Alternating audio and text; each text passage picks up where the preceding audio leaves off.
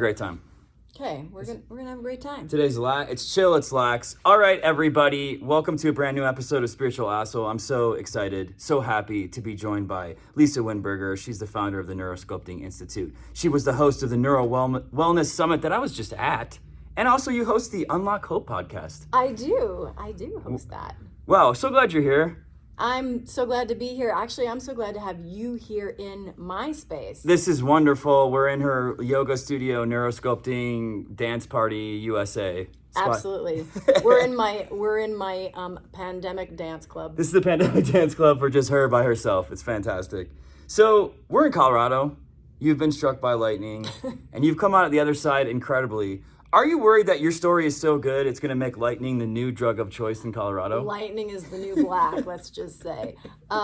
My story is so good that even I don't believe it. I was listening to your story yesterday, and I heard it before, and I was just like, good God almighty, this is insane. It is insane. When I tell it, it feels like it's not even real. And the more I tell it, the more emotion comes out with it. And I'm like, I cannot believe this is my life. Yeah. Lisa cried yesterday, guys. Vulnerability is okay. I did. I cried in front of a whole big room full of strangers. No, but honestly, I was getting emotional because I was thinking about, I was also on no sleep. Thanks a lot, American Airlines. And who's counting? And just thinking about the fact that you were able to even create this thing using all of the different modalities through all these different science and spirituality. And now you're out here on these streets healing people. It's amazing, but have you ever had a fireball shot? No, actually, I haven't. Do I need one? No, you don't. So, okay. Is that what you had last night? No, but someone I was hanging out with did. Okay. Asking for a friend. How does it feel to be the only person who makes brain science cool? Wow, I feel like I need a tiara. That's a bold statement, but if it were true, I would say thank you. That is an amazing compliment. I think that what was so cool about the summit yesterday, too, is I feel like, and this is something I've been saying on this podcast a lot, we're at the forefront of a whole new frontier, right? Do you feel this way? I do. There's a huge shift, I feel, a shift in the way science partners with spirituality, the way people from both sides are receptive to the other side. Like, I feel like we're at that time, and when I started this, we were not there. Right. Yeah, so the question I have for you is, like, how do you see all these worlds intersecting? Because I called you a scientific hippie. You're my favorite scientific hippie. How do you see this? Because, like, you know, I dabble in all these places. So sometimes people would call things blocks or maybe a subconscious belief or, like, a limiting belief. But, like, how do you see that all intersecting with spirituality and what you do? Well, I feel like the more we're speaking each other's language, meaning the more science is made for the vernacular and the layperson, the way all these like great neuroscientists are doing now on Instagram, they're making science manageable for the everyday person. The more that happens, the more spirituality is made accessible to those same people, then we start finding the common ground. And when we find the common ground between the two things that have been separated for all of time, holy crap, we have no idea what we get to do as a collective when we're using more of the total picture, which is the marriage between science and spirituality. That's the total picture. Yeah, so one of the things you said yesterday, which was my favorite amongst a lot of things, which I think is so absolutely essential, is that basically, and I feel that this is not stressed at all in the world of spirituality, is like what's really running the show is your nervous system and your brain, which happens to be extremely old. Literally, like, everyone out in the streets is like, no, I have like an iPhone 15. I'm like, no, you have a landline, dog. Yeah. And so people don't see that, and then we try to fix things thinking that we have an iPhone 15. Do you know what I'm saying? Yeah, because we are not taught the language of the operating system. Yes. We are taught the language of fractured pieces of our lives, the language of hope, the language of spirituality, the language of data and research, but none of that matters. None of it matters if you don't have a base operating system, i.e. a nervous system, that can process, digest, synthesize, and respond to that. And if you are stuck in habituated stress patterns and limiting beliefs, your nervous system will not respond and adapt with resilience to anything that you're trying to digest, any great information, any biohacks, any new downloads from your medicine journeys, whatever your Fantastic. like new piece of information is, must be synthesized by a resilient nervous system for you to get the most out of it. And if you don't know the language of that operating system, then all these amazing things you're enthusiastic about are just feeding you in partial, tiny little doses instead of the whole big meal. Yeah, and I'll say for me, a lot of the frustration then has come like, well, all these people are saying just fix it, just think better, just be more positive. All you got to do is this. And then to slide back into your old like limiting beliefs, your old shitty patterns, like it starts feeling demoralizing. And I've absolutely felt that way a lot over the last 10 years. well, let me ask you, why does it feel demoralizing? Because it feels like I have no power and something's wrong with me. I can't fix it. And because you try to fix it and it doesn't land. No, but I finally have started really seeing changes the last 2 years because of some really great healing, and let's just also call it mushrooms. But but like there's been a gap between what people are saying, like, hey, just like you're infinite, whatever you want you can have. And I'm like, I do believe that, but then if I have, like you said, an operating system that's like, you have 20 years of bad, negative money thoughts running down your brain. Right. To counteract that and then to feel like, well, is it too late? Is it too hard? It's demoralizing. It is demoralizing. This is what I see with my students and clients is like they read all the books, they go to all the seminars, and it's like, you should. There's a list of you shoulds. Yeah. You should do this, this, and this, and then it'll work. And that's not how it works. You don't do the shoulds. You have to do micro daily practices that condition your nervous system for resilience so you can adapt. And over time, you start to see micro changes. And we always expect these big, grand changes. Like life is going to be so different if I just go to this one weekend. Yeah. Well, large scale, intense change is not sustainable. It feels great. It feels cathartic. The weekends feel amazing. Shroom trips. Yeah. They're not sustainable. Well, I don't know. But micro repetitions are sustainable. So if you can like, make a practice out of all those things you're doing in little doses all day long, then you're going to see incremental change. And incremental change is the preferred change of the nervous system. Yeah, so let's get into like the nitty gritty of the nervous system so people can understand like what we're talking about. And then how do you differentiate between the nervous system and your brain and your subconscious mind? I don't. This is the thing for me. So for me, brain is the end cap of the central nervous system, right? It's brain and spinal column. So for me, it's one thing. I would even venture to say the enteric nervous system, the gut, is also part of this conversation. I think it's all the same. Okay. Because that's where I was getting a little lost because I hear a lot about conscious mind versus subconscious mind. Well, they all have to still go through the same interface, which is the nervous system. Are you more of a Windows or a Mac person? Yeah. What is your operating system? What is your operating? So that's how you made your big changes, and you were able to do it using all these different things. How did you discover this? How can we do this? What the hell is actually going on? Yeah. Well, the great news is you do not have to experience the level of trauma my body has in order to discover it, because I did that for you. You just have to use it. Super easy. So I discovered it because I had extreme unresolved trauma in my nervous system. My operating system did not know how to be resilient or process stress. This came from traumatic incident when I was hit by lightning at age 15. My nervous system got overwhelmed. I never recovered from that, and stress compounded on top of a very rigid and maladaptive nervous system. So I got better and better at handling less and less stress. And this resulted in extreme seizures anytime my nervous system was overwhelmed.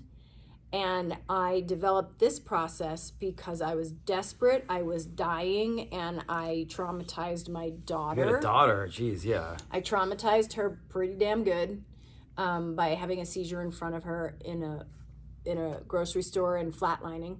You can say Whole Foods. You can name drop. Whole Foods. Whole Foods killed me. Whole Foods. No.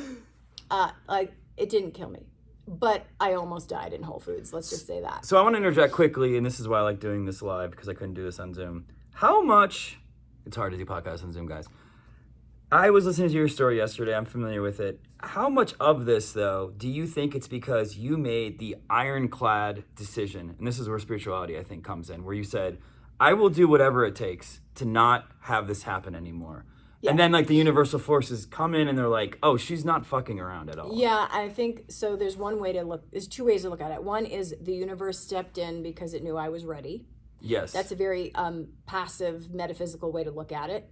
A very active nervous system, proactive way to look at it is my situational motivation, i.e. my motivational neurotransmitters were so high and engaged because of my sense of desperation that I actually oriented towards solutions. Tony Robbins. There you go. That's what it feels like, and I guess it doesn't matter what it really was, but I'm very fascinated by how often I hear stories of people being like, I just made a decision. Yeah. And like, once you don't waver from that, it's crazy what happens. Here's what I'll say about that. Here's how I define that decision versus all the other decisions we make that don't come true. Yeah. Is this. You can make decisions from the conscious mind that are not aligned and congruent with your subconscious belief system. That's one kind of decision. That's most of our decisions. I know. And they come from the I wants. They don't come from the I can have and I'm oriented towards. They come from the I wants. The decisions you make that align conscious mind and your subconscious readiness, those are the ones that stick. But we have to change. You have to believe that we can change that. And I know you do, because I don't want to have a belief that, like, well, it's not congruent, so I'm fucked. You know what I'm saying? Right, you have to believe it. And I'll tell you, for me, desperation was the mother of belief. It was like, I have nothing to lose. The probability of this happening again was so high that I knew that if I did nothing else, I would die. So stakes were high and I had nothing to lose. And that makes for great ability to take a risk. Okay. And it also, something that was really important was persistence with you. Absolute persistence. Daily habitual repetition to retrain my brain is what did it.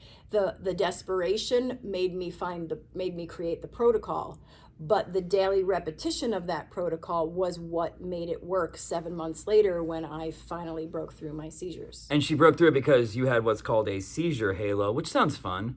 And not quite as angelic. To put like a little halo on it, it's fine. And you found yourself actually building up the resilience to fight it.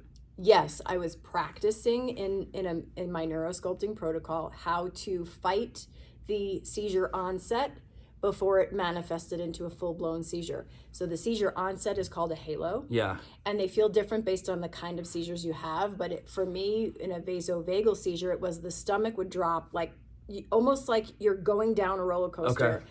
And you'd feel your head losing its ability to focus. And that usually would last about a second or two, and then I'd seize. So the halo is only like a second or two long. For epileptics, the halo is sometimes different. Sometimes it's a phasing out with the eyes. But I rehearsed for like 7 months every day. Wow. Interrupting that halo momentum. I did practice rehearsal scripts in my mind, in my neurosculpting protocol, and then 7 months later, had a seizure halo, was about to go down the road of a seizure, and the practice script kicked in, and I interrupted the momentum of that halo, and it did not become a seizure, and I broke through it, and I knew they were done. Wow. So along this way in 7 months, how did you know that you were onto something? How do you know? No idea. What I knew was I had a 3-year-old. Yeah. I was a single mom. Jeez. I had a supportive boyfriend. And I knew that at the rate I was going, if one more seizure would kill me, because the last two pretty much did, I needed to have intervention from paramedics to breathe. So I was highly motivated and highly desperate to stay alive so my daughter could grow up with a mother. And seems like a good goal. It was a good goal. It was the goal that got the job done. It was a good goal. But I didn't know if this would work at all. I had no freaking idea. But did you feel like you were onto something? Yes, because something was leading you to continue down that path. I felt like I was onto something because everything else I tried didn't work. Okay, so what wasn't working and what did start working? TM meditation wasn't working. Yeah. Metaphysical practices weren't working. That's right. I'm highly... Fuck you, Deepak.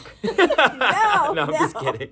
I mean, I love Deepak. I'm highly trained in the metaphysical world. My whole life I've gotten great training, amazing tools from all different institutes and monks. I studied with great people. Oh my God, really? Yeah, 4 years with Ashaya monks. Whoa. Not at the commune, but at my own home. Were they all fucking each other? Is that a real thing? No, actually they weren't. But they did burn my dresser with incense, and it made me so mad. Oh wow, anyway, yeah. But I'm mad at the monks too. Side story. So my meditation practice, which I started at age 12 and was so dedicated to, did not help me in this situation. Yeah. For all the reasons I talked about yesterday at the conference, because my nervous system did not need relaxation meditation. It needed the kind of meditation or the kind of physical practices that would get a person in freeze, out of freeze, and that is definitely not relaxation meditation. Yeah, and we'll definitely get into the parasympathetic, sympathetic. Yeah. But one thing I want to say, just back up quickly, do you think the reason why people are so hesitant to work on their brains is because whenever we see a photo of a brain, it looks like a bunch of loose worms tied together? But it tastes like chicken. So... Oh my God. I don't want to think what my brain tastes like. It's a horrible thought. Yeah, I don't think I've ever eaten sweetbreads, but those are brains, you know that? Oh yeah, I did know that. Did you ever eat those? I think I might have on accident because I love bread and I love sweets. Like That'd be a faux pas. Talk about a little bait and switch. I think what's so important for everybody listening too, why I love what you do, is to see yourself more. Once you see yourself more as an operating system, you're less self-critical because you're like, nothing's wrong with me. This is just naturally how we're built. I just want people to go back to that. Like one thing you said great yesterday was like, your operating system doesn't care about your race. It doesn't care about your religion. It doesn't care about your job. It cares about your body surviving, right? At the core level. It cares about taking all of the things that you feel meaningful and creating a response to them based off of them to the world around you so that you could be adaptable. But if you strip down the operating system, it's only responding to what you've programmed into it. It doesn't know your demographic, your socioeconomic status. It doesn't even know your race. It knows that it should either move you towards mobility or immobility based on all of your life's experiences. Now that's where those things do play in, right? Yes. Of course, race and culture and demographics and gender and epigenetic history play into how you program the operating system. But the operating system is programmed. And so if you get to the base programming, you can actually unwind so many of those patterns. And the language to do that is universal across mammals. It's like a mammalian cheat sheet that does not really discriminate. Yeah, I was thinking about, one of the techniques you offer and you say people should do is trembling. What is it called? Neurogenic tremoring. That's, easy thing to say. But, so it's like basically shaking, right? So, and then I was like, my dog all day long is shaking. He's shaking off energy. Everything. All day long. And so if we start seeing ourselves, that's what I keep saying, like, see ourselves more as like, we are animals. I don't think people want to say that because it makes us feel like we're dumb or something. Yeah, that's the problem right there, is that we think because we're civilized that we're not supposed to be animals. And especially in the Western world, we have a big problem rectifying and reconciling our higher civilized self with our animal self. Yes. It somehow, when we revert to animal nature, it is beneath us.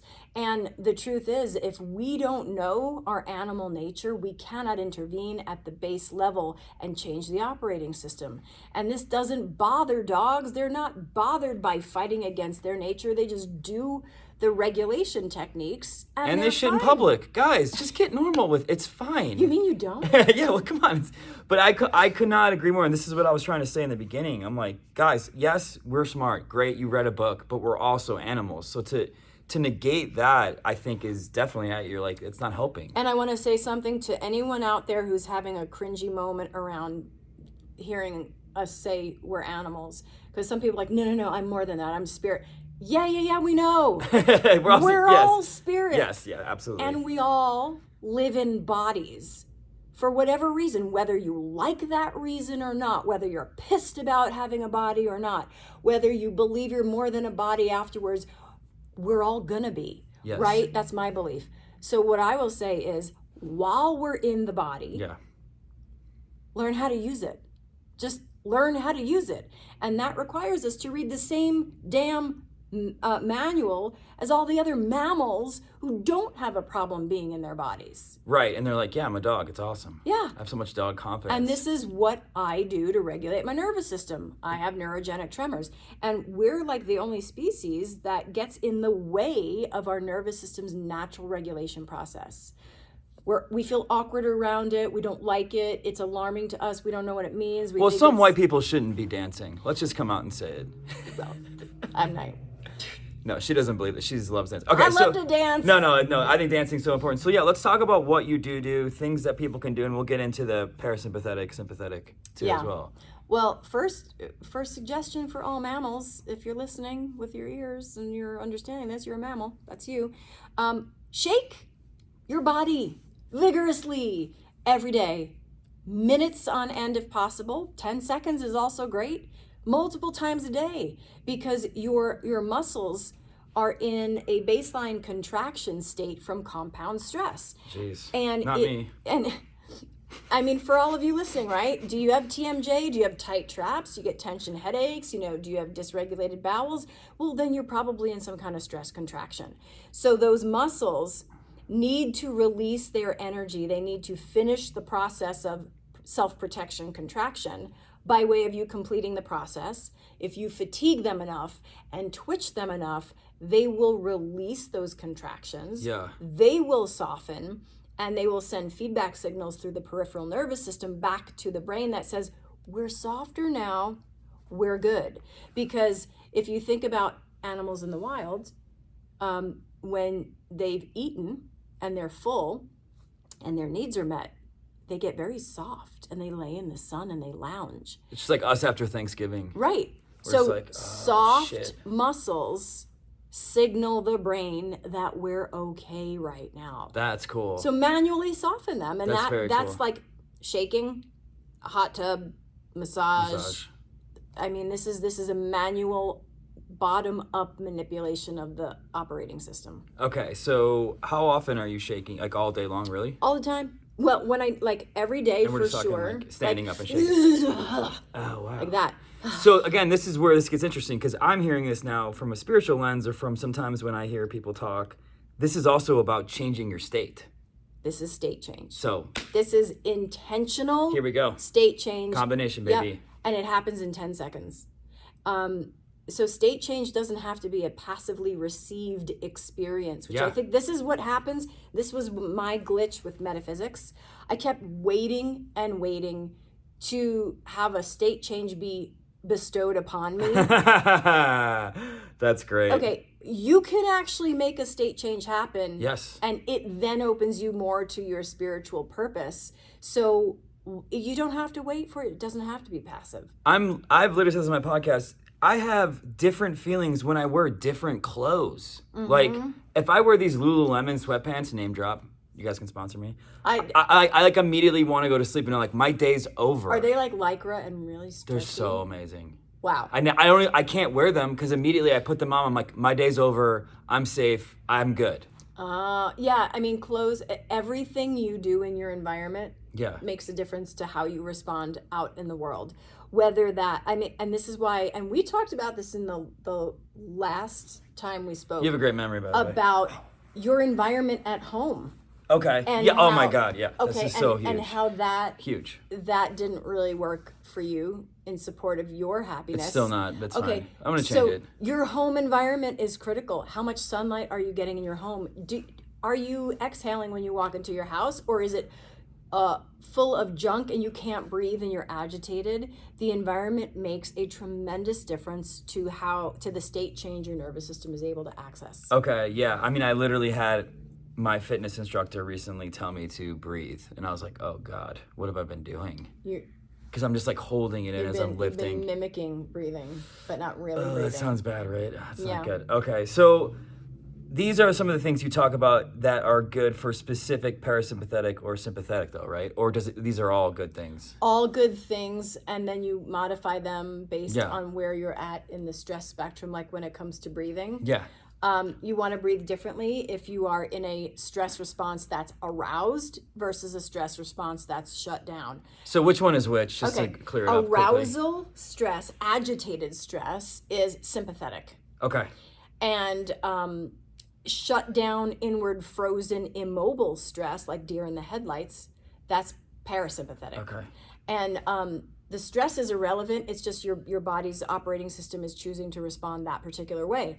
But if you're aroused, meaning you feel accelerated in your body, you want to decelerate with long exhales. Yeah. Because the exhale,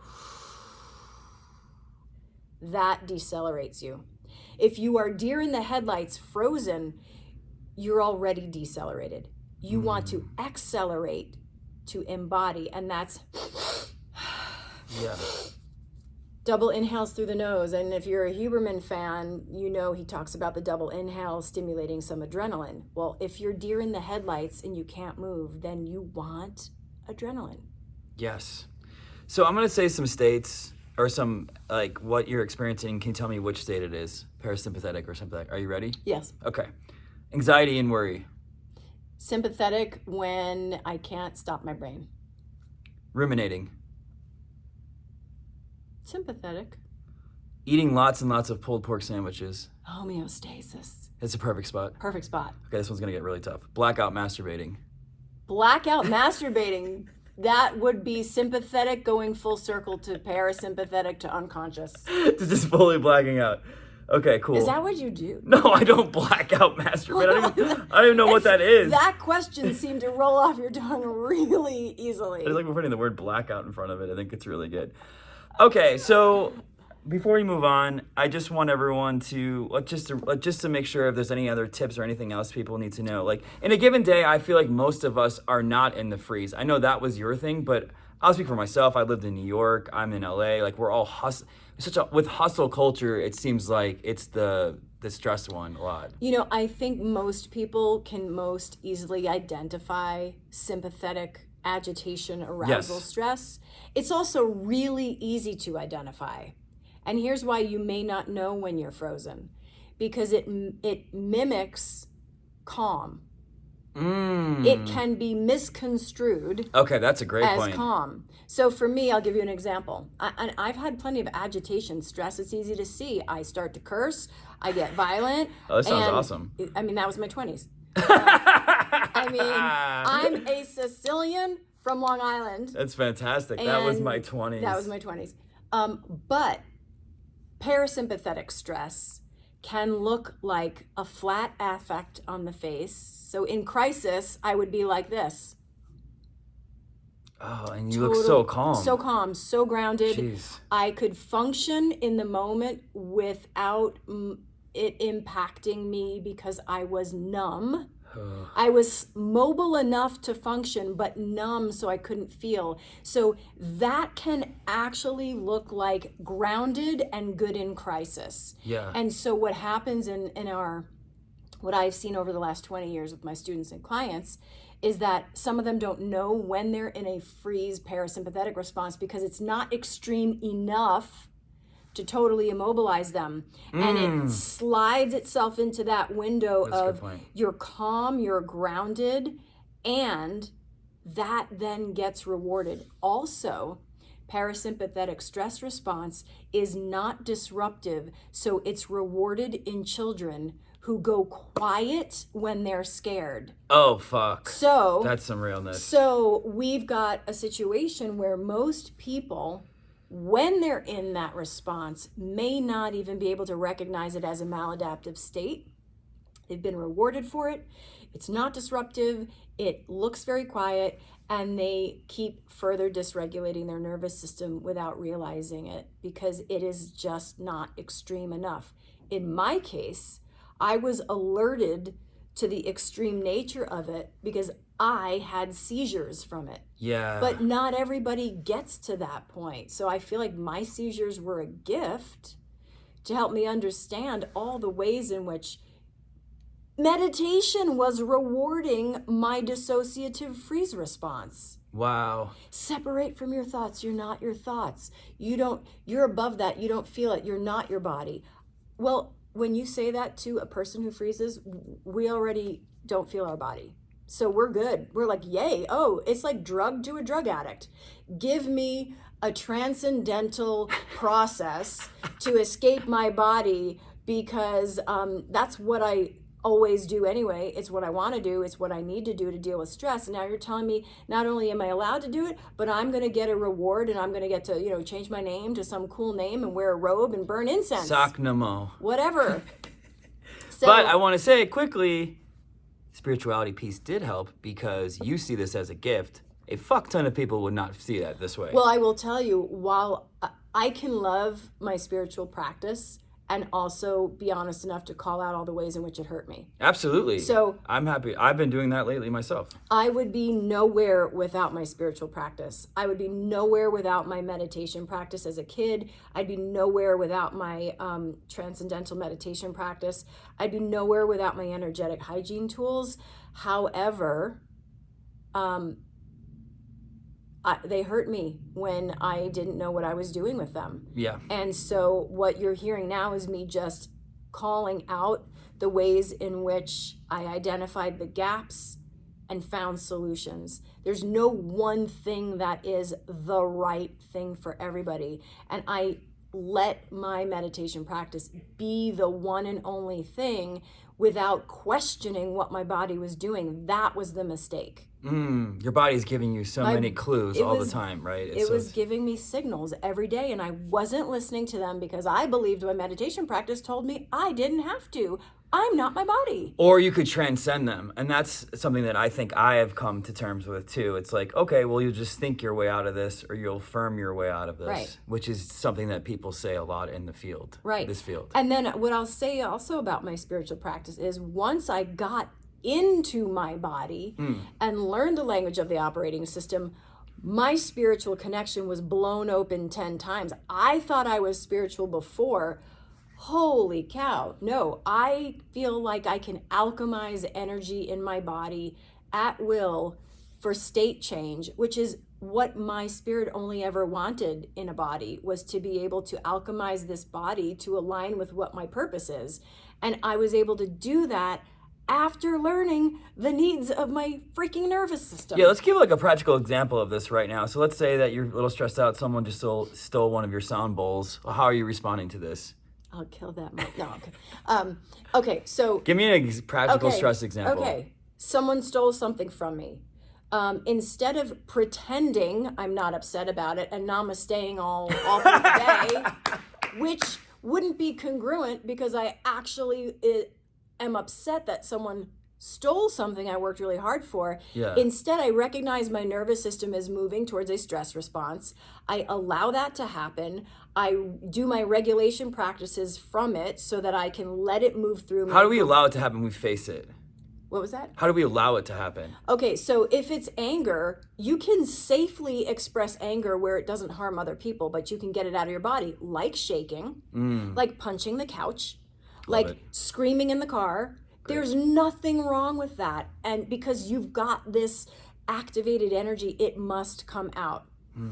When it does, and you've moved that energy, then you can work in meditation on not holding on to that story of betrayal or theft or whatever. That's when you get to do the meditation work, right? You get to like rewrite the way you hold that story, and then you settle into your nervous system, and now you don't have to drag and harbor a grudge or anger or resentment or hate into the rest of your day. That's what my spirit always wanted. But if I pretend I'm not angry and I squish it down, and I then bypass it and dissociate, then I will promise you that anger will come out when your nervous system finds enough of a release in some future date to open all those boxes, and you will have an explosion of unresolved stress that makes zero sense to your situation or to your partner, and you will have a lifetime of stuff coming out that could have been dealt with in 5 minutes. Real Housewives of the Neurosculptors. That's what this Yes. is, exactly. Yes. Okay, so I want to give a practical example for me because, I'm using this for selfish reasons. One of my commercial agents just got mad at me for missing an audition. Whatever.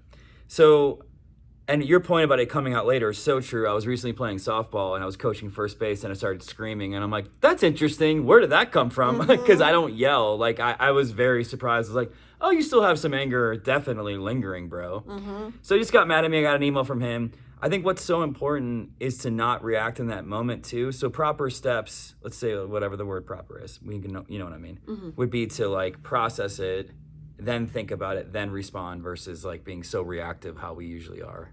But also to honor that your body is having its processing of it. We don't just process with our intellectual mind. We have to process through the body.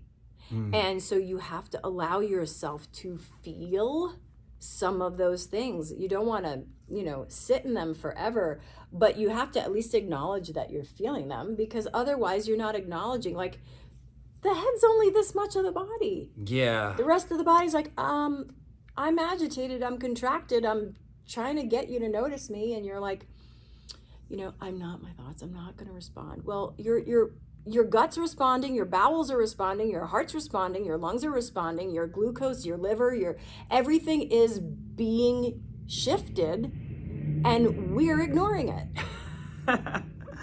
Yeah, I think for me, the hope I have a lot of hope is, I do think also the more you do face these things, you usually think like if I run away, they'll stop. But like you said, they just keep coming up. But if you do turn and face it, I find myself, the resiliency is growing greater. Like this email I got this morning would have really bothered me a year and a half ago. Well, do you feel like you're building up your resilience? Yes, and this is the way to build up your resilience, is to move through stress.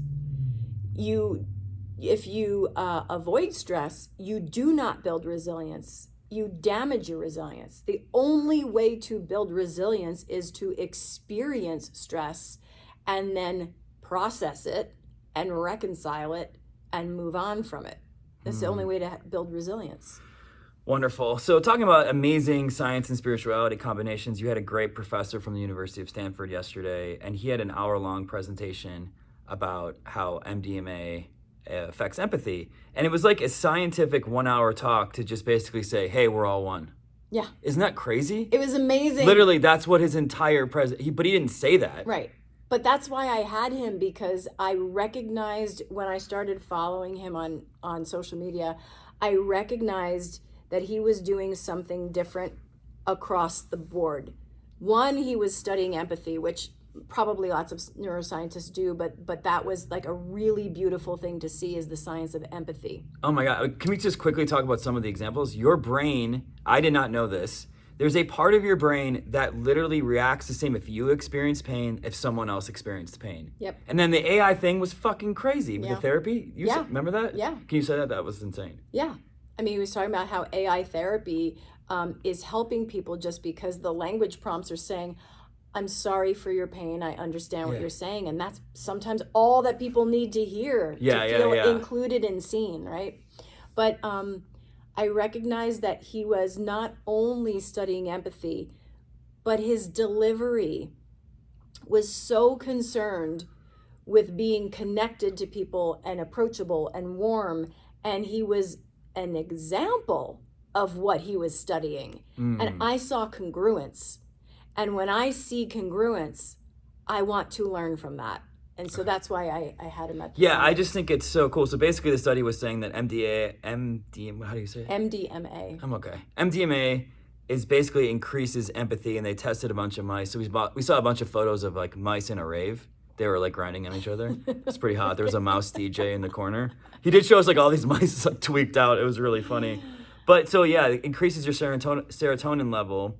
And then he showed us this crazy, amazing study about how also you have more empathy if you have had the experience, if they're in the same in-group as you. And he had told us this insane study where it's like if someone was experiencing pain and then you saw like a Christian cross above him, Christians were like, oh, well, that's one of my guys. They're on my team. We're Jewish Star. They're like, oh no, that's Jewish pain. I know that pain. But I just think it's so crazy to just show how the science of that is so clear, but yet the bigger message again is we're all one. Yeah, we're all one, and we're all able to experience someone else's experience, even if it's through looking at pictures, or he was also pointing out that emojis Yes. are really helping to translate a felt sense through written communication. And one of the things I'm always fascinated about is written communication, especially in short amounts of characters like text, is ripe for misinterpretation because it doesn't deliver the cues our mammalian operating system needs to make sense of the context. It's not delivering facial expression. It's not delivering pheromonal scent. It's not delivering body language. It's not delivering prosody of voice. All of those things are critical for your operating system to know what something means. And text gets rid of all of that. So he was saying that from the advent of emojis, which would deliver an avatar of a facial expression. Yes. You actually can emotionally recognize that better and start to feel what someone else is feeling much better. So emojis are actually very handy. Yeah, so I wanted to bring this up yesterday, but I'm like, I don't need to just tell this story. I'll save it for the podcast. But I was in Ireland, and if you go over the speed limit, on the side of the road is a upside down frowny face emoji. And if you go with the speed limit, you're driving correctly, smiley face emoji. And they literally said it's because studies have shown that if you see a happy face, you'll act more correctly. And so everyone out there that's like, we're so complicated, just listen to what we just said. How animalistic is that shit? We see a smiley face, we're like, okay, good, yes. I mean, that's crazy though. Because that smiley face is loaded with every memory you've ever had of what that means. It is a portal to an anthology of memories and meaning for you versus a sentence and a word which will be interpreted however you feel in the moment. Yeah, and what he was basically saying why like online bullying is happening is there's no context for the other person, so it's so easy to not show empathy. Yeah. So what we need to do is just be emojiing like crazy, guys. Yeah. Fire it off. All right, so getting back to you though and tying it into this question, how can we use our brain to get in our hearts more? Well, I think once you start learning the language of the nervous system and your nervous system starts trusting that you will know what to do with it to move it out of a stress response where it's been raising the white flag and saying, help me, help me, help me. When you start doing that, your nervous system trusts that you are intentionally taking care of it. You are helping it gain resilience, and it's going to feed back to you by making you more expansive and patient and forgiving. All the resilience capacities come online. Compassion, love, trust, forgiveness, creativity, empathy, those all come with resilience training. So you want to get into your heart, which I'm translating as you want to be more compassionate. Yes. You want to love people, you want to forgive. Well, you have to develop resilience in your nervous system so that you can access those parts of your brain. I mean, if you're thinking about brain function and you're thinking about a stressed brain, we're going to see damage in the midbrain. A stressed brain is going to show damage in the hippocampus, in the midbrain, and you're going to become rigid and stuck in stress response. A resilient brain can show a very fortified prefrontal cortex, which is when that part of the brain is active, we are accessing our, higher self traits, forgiveness, compassion, empathy. And so if you want those to come online more, you have to stop living in an unregulated stress response. Yeah, and it feels like I'm also tie this into when you're in fight or flight, and it feels like so many of your walls are up because you're just trying to survive. So you're not actually living in your heart, and you're like, I gotta just survive. And it breeds isolation. Ugh. And that's what pains the heart even more. God. So the less you live from the heart because it's risky, the more your walls validate the isolation. The more you're in isolation, the worse you feel, the more pain your heart goes in, the less your heart trusts that you can ever have a place in the world. And it's a self-perpetuating cycle. But your nervous system can move you out of that incrementally every single day. Okay. So you said something yesterday that was amazing. I think I missed the first part of it, but you talked about the odds of this particular social interaction happening. Can you talk about this? Yeah, so I was preparing for this summit, when you're in the business of gathering people and teaching groups, it's easy to lose the magnificence of that because it's your job, right? Yeah. So I'm designing this summit. I have all these amazing speakers coming in, and I start to go into my meditative practice, which is, what do I want my heart to do with this summit? And it dawned on me that if I think about the 80 people coming to this summit, presenters and attendees, what is the probability of those random 80 people ever coming together in this iteration again, as long as we live on this planet? And the best I could come up with through lots of asking AI was 5.4 times 10 to the negative 47th. So it's like 2? Which is it's like 2, 2 You're just really good at math. Just say 2. Yeah.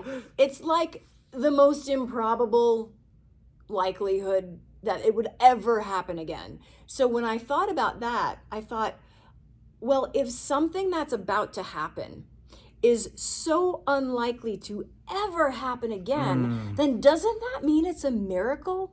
Oh. And that's what I came out of my meditation with, was that every single person at that summit, whether I knew them or not, was part of it being a miracle.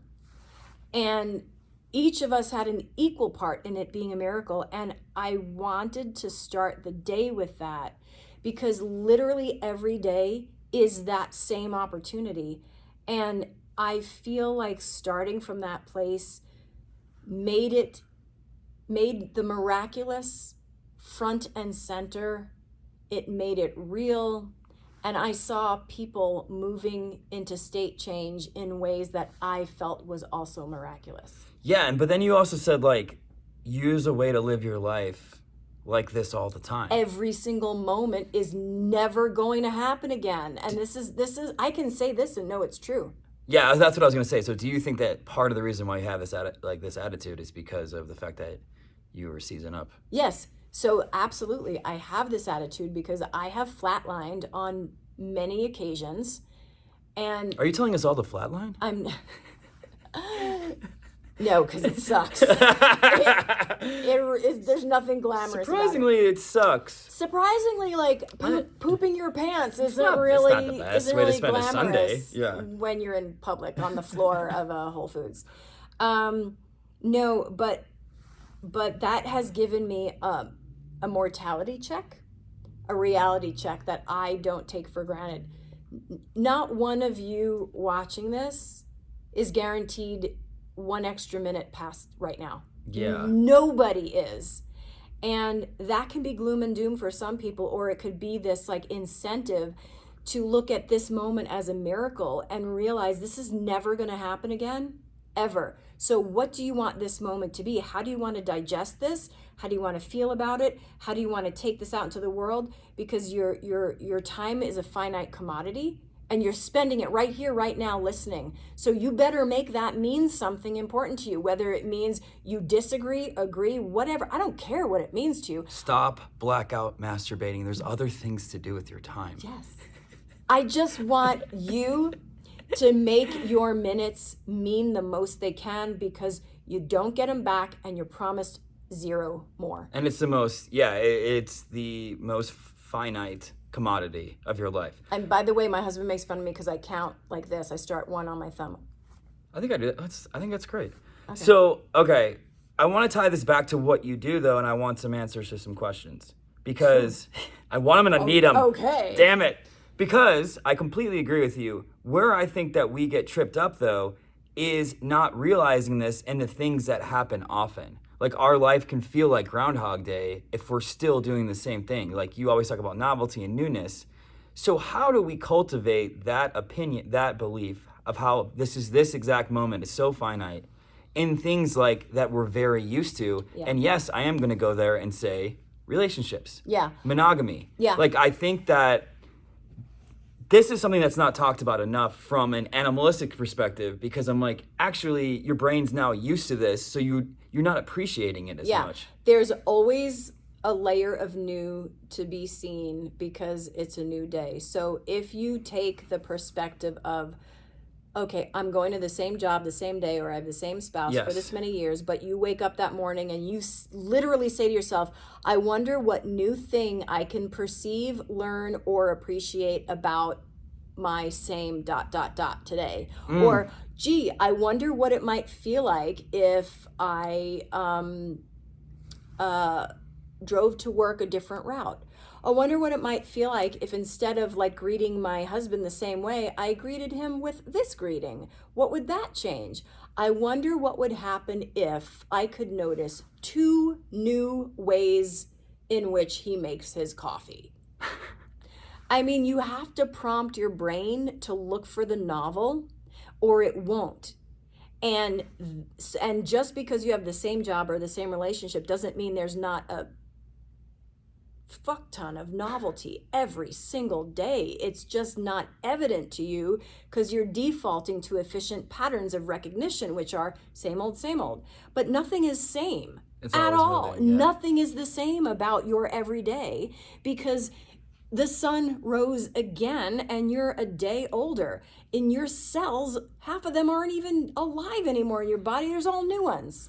Well, how much do you use novelty in your day-to-day? And one of the things I love that you always talk about is how it can be small things. I always talk to people about you. I'm like, and I said novelty is the most important thing, and it doesn't have to be these epic things. No. The 2 examples I always use is it doesn't have to be jumping out of an airplane. It doesn't have to be butt stuff. Like there's other like novelty. It could be in really small things. It can be in really small things. Thank you for clarifying that. It doesn't have to be anal. But people hear that. But people think like novel. Oh, I have to go put on like now we got to go do some crazy sex thing that we never done. It could be like rearranging your dresser drawers so that for the next week, every time you open your sock drawer, there are your pants, and your brain goes, that's new. It could be stirring your coffee with your non-dominant hand. It could be taking a different path to work. It could be, changing up the sequence you use to put your clothes on. Maybe you put your shirt on before your underwear, or your socks on now before your shirt, whatever. There's so many routines we have that we don't realize we have. Even when you grab the shampoo, you're using probably the same hand. Use your non-dominant hand when you grab the shampoo in the shower, and that is introducing novelty. No, it doesn't have to be big at all. In fact, the more microdoses of novelty you have throughout the day, the more you orient towards novelty. If it has to be big and noticeable and it's only few and far between, it's pointless. Really? Okay, so it's small things. Yep. Because the scientific component of that is now your brain's more aware, right? Mm-hmm. It's hyper aware and it's ready to change more. It's hyper aware. It's practicing novelty recognition. It is pulling out of the same old. It's interrupting the repetition patterns of the old deficiencies. It's doing a lot with these tiny little practices. So how do you see your life now? Like, we'll close on this and then we'll play a game. How do you see your life now? Do you still have challenges? Yes. Do you still love lightning? What's your feelings? I still have challenges. I had some stress challenges even last week that I had to process, like shadow stuff coming up and questions about all sorts of things that are layer and layer deeper and deeper into, being a mammal with all sorts of like vices. You're drinking a matcha right now. My God. It's a golden latte. So that's even worse. Okay. Great. It's turmeric latte. Get out of here. Yeah, it is. Of course. Because Dr. Judy Hinojosa said turmeric yesterday, so I'm like, I gotta have my turmeric. I do like to. I think turmeric's great. So, yes, I still have all sorts of those things. And what else was your question? But you feel like learning, like, obviously you have to look at yesterday as a seminal moment. Right? It was. You went through this whole thing. You created this whole thing. It's a newness. Do you have the same appreciation for your own life that you're saying we should all have for ours? Absolutely. Okay. 1,000%. Because you're able to see, yes, I have challenges, but I've come a long way. 1,000%. I appreciate every high, and I even appreciate the lows, because that means I'm still in my body. And I only have this thing for what? I know. 80, 90 years. I could see you living a long time. 120, With that depends turmeric, on get out how of much here, biohacking I do, right? Yeah, and I want to appreciate every minute of it, and sometimes those minutes don't feel good. Who cares? Who cares if they don't feel good? So that's really important, because I think some people are fighting against the not feeling good. By some people, I mean me. So hard. I mean, not feeling good all the time, that's something worth fighting against. But not feeling good sometimes is part of the process. Yeah, like my buddy drove me over here. This is my childhood best friend, and he was just bitching the whole time about having to drive me. And he was complaining about the traffic. And I was like, this is going to be over soon. And that's one of the cool things about getting older is you're able to be like, I'm a big fan of zooming out. Like, I think that is such a good practice. If you like to look at your current situation from a helicopter, what would you say? I would say, why am I in a helicopter, not an airplane? If I looked at my life from a helicopter, I would say I am so small and insignificant, and look at all these other millions of people running around like ants too, thinking their lives are these critical, important things, and we're all crawling on the same damn planet. Yeah, but okay, yes and also no. I think we're both super insignificant and massively significant. Agreed. At the same time. Agreed. Look at the impact you had yesterday. Come on. Agreed. Let's not fuck around. Agreed. I think we're both and, right? Yes. We're both and.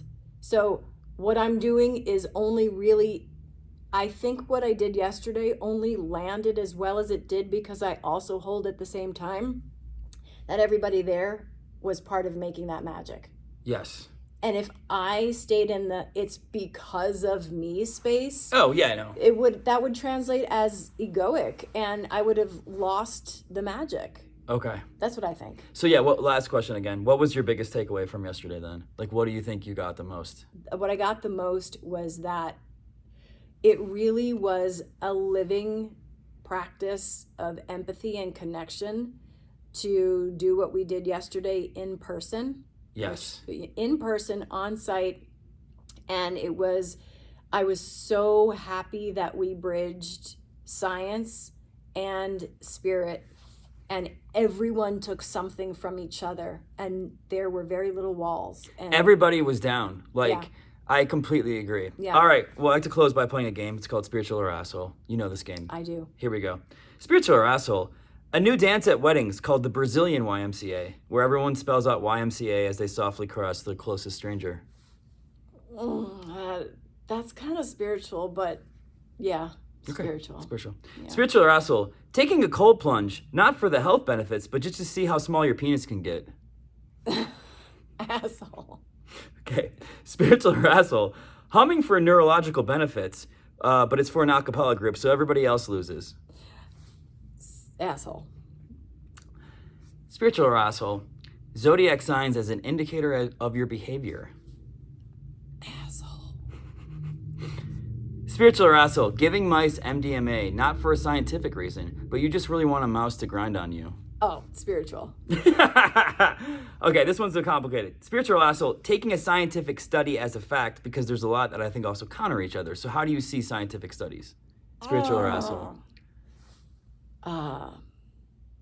That's both at the same time. Spiritual or Asshole. Believing that you can make new neural pathways through plant medicine. Both. Depends on how often you think you have to do it. Okay. Last one, spiritual or Asshole. A new struck by lightning recovery group called Ouch, am I right, guys? Spiritual. I want to be in that group. Ouch, right, guys? I mean, this sucked.